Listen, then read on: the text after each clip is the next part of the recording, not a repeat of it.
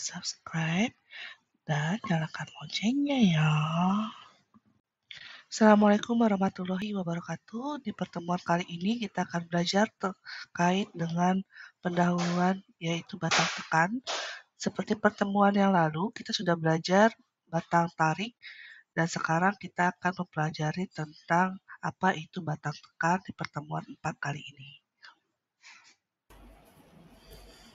Seperti yang kalian lihat pada gambar ini adalah My Precious Children, di mana mereka sama-sama lahir di rahim yang sama, kemudian yang membedakan gender, yang satu laki-laki dan yang satu perempuan, dan mereka memiliki sifat yang sama, ada juga sifat yang berbeda, di mana sama halnya dengan batang tarik dan batang tekan. Jika ada batang tarik, pasti tentunya ada batang tekan. Tapi antara batang tarik dan batang tekan pastinya memiliki sifat dan perilaku yang pastinya berbeda, sama halnya seperti saudara. Tentunya kalian ingat gambar yang ini dong, yang sebelumnya saya tampilkan di pertemuan kedua ataupun di pertemuan 1. Di mana di sini adalah sebagai contoh sebuah jembatan. Di sini diberi gaya aksial tekan dari atas ke bawah. Kemudian akibat gaya yang terjadi, maka pada batang yang sifatnya di bawah, komponen tersebut memikul gaya aksial tarik. Sedangkan pada komponen yang atas, gaya-gaya yang bekerja pada batang tersebut, di mana komponen memikul gaya aksial tekan.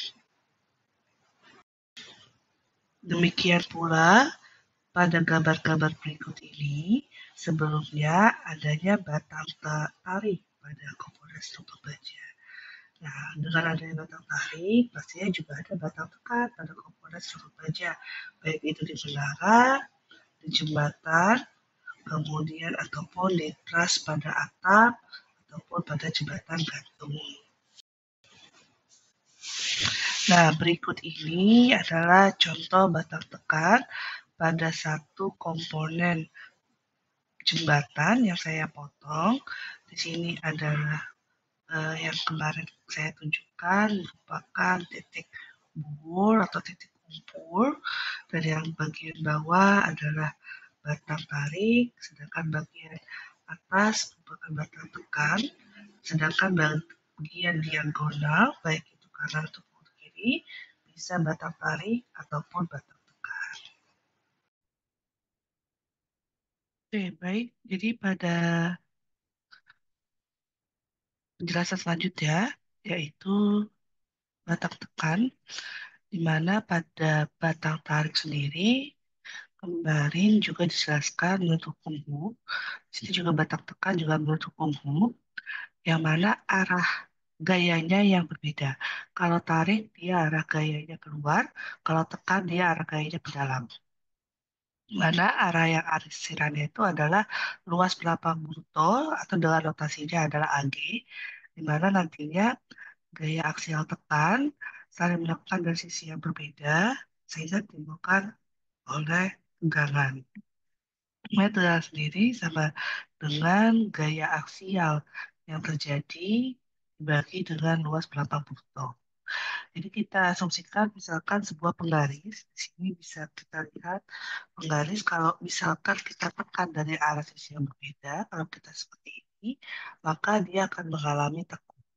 Nah, bedanya dengan batang tarik, pada batang tekan, ketika ada beban aksial yang mengenakan beban tekan tersebut, maka dia akan mengalami tekuk. Nah, tekuk inilah yang membedakan antara batang tarik dan batang tekan. Di batang tekan sendiri, menurut Leonard Euler mengatakan bahwa critical buckling load itu terjadi pada batang tekan, di mana gaya minimal yang diberikan batang tekan nantinya akan menyebabkan tekuk.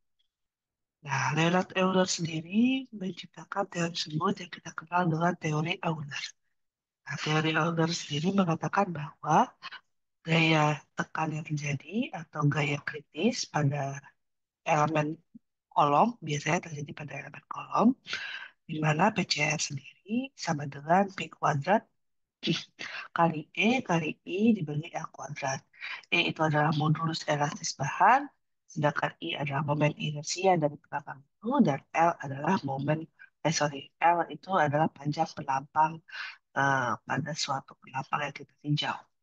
Nah, di sini saya juga akan menampilkan, sorry, hmm, saya akan menampilkan terkait dengan grafik ya, bisa dilihat di sini. Nah, grafik di sini kalau pada batang tekan di mana area sini mengalami inelastic buckling, sedangkan area sini mengalami elastic buckling. Nah, di sini apabila terjadi gaya mengenai pada batang tekan, maka daerah sini akan mengalami namanya leleh. Dan ini adalah gaya kritisnya yang ke atas, sedangkan ke arah sini adalah koefisien penampang eh, ini ya, penampang yang mengalami faktor kelangsingan. Nah, area sini adalah area yang mengalami elastic buckling, sedangkan area sini inelastic buckling. Nah, bagaimana dengan yang tadi? Yang tadi disampaikan, jadi dari yang kita pelajari sebelumnya, kalian sudah mengenal namanya jari-jari kirasi. Nah, jari-jari kirasi itu sendiri disebut juga notasi I, ya. I itu adalah inersia. Nah, kemudian jari-jari kirasi sendiri notasinya adalah R. R sama dengan akar dari inersia yang terjadi pada penampang itu dibagi dengan luas kotor dari penampang. Nah, kemudian kita bisa sebut ini adalah jari-jari kirasi, jari-jari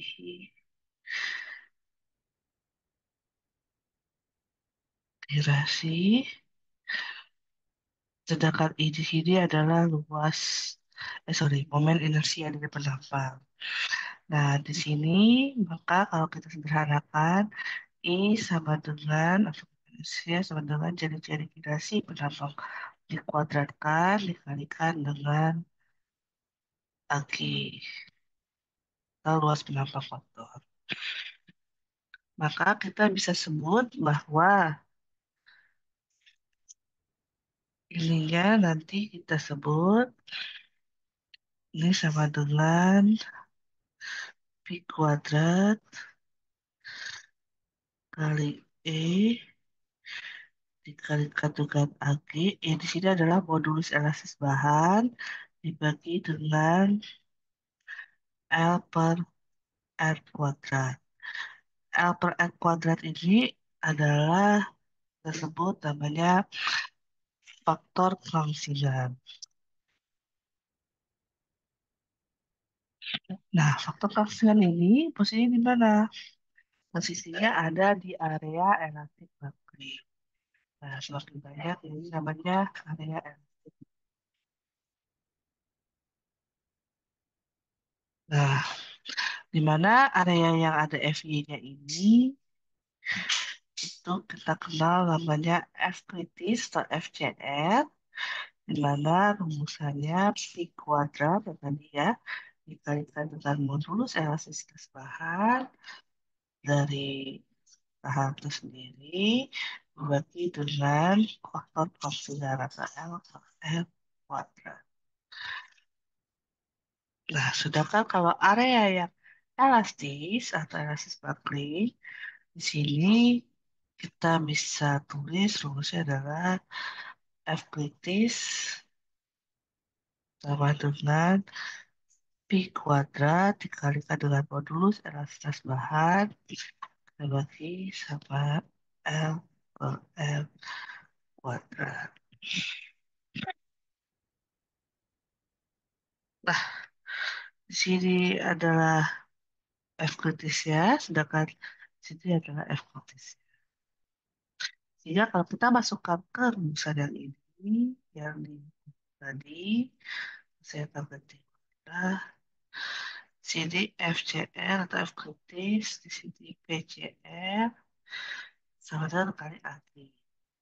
Nah, kalau kita ini kan sama dengan Pi kuadrat E tadi ya.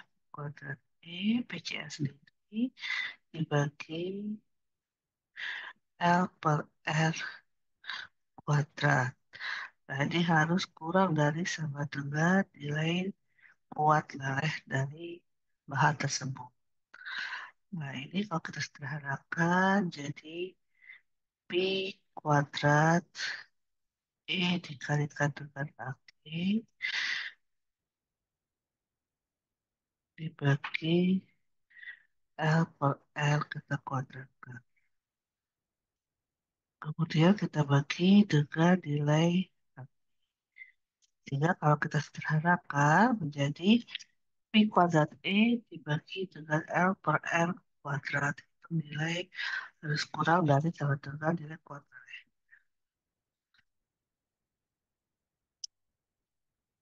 Nah, dari sini mungkin ini ya pengantar dari batang tekan itu sendiri. Selanjutnya nanti saya akan menjelaskan terkait dengan faktor kelangsingan, yaitu pada elemen langsing ataupun elemen tidak langsing, di mana nanti ada kaitannya dengan batang tekan dan ada kaitannya dengan faktor kelangsingan tersebut. Baik, materi pengantar dari batang tekan sampai di sini dahulu. Saya akan tutup. Assalamualaikum warahmatullahi wabarakatuh. Tetap semangat dan jangan lupa untuk baca materi yang sudah saya sediakan. Terima kasih.